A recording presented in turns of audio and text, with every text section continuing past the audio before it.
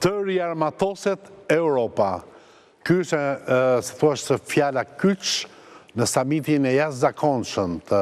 vendeve anëtare të Bashkimit Evropian, i cili po zhvillohet në këto orë në Bruksel, dhe ku praktikisht reagimi që vjen nga Putini është më i hershëm, thot gjithmonë armiqtë tanë na nënvlerësojnë, pasi që është parashtruar një program dhe ka marrë një mbështetje, po themi, për momentin të pjeshme, por duket që është e menduar mirë, e riarmatimit të Europës me një vlerë prej 800 miliard eurosh e paraqitur nga zonja von der Leyen, kryetarja në fjalë e Komisionit Evropian, pra se thua kryeministja e Europës, nëse do kishin Shtetet e Bashkuara të Europës. Thënë kjo, të 800 miliard do jenë tanke, armatime, do të jenë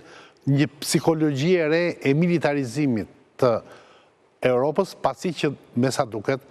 Amerika, deri tani, Shtetet e Bashkuara të Amerikës, me doktrinën Trump dhe me presidentin Trump, është gjithmonë më larg pozicioneve europiane, është gjithmonë e më afër në partneritet, gjithmonë më strategjik me Vladimir Putinin. Të shohim, kjo është situata, as pak gjuhë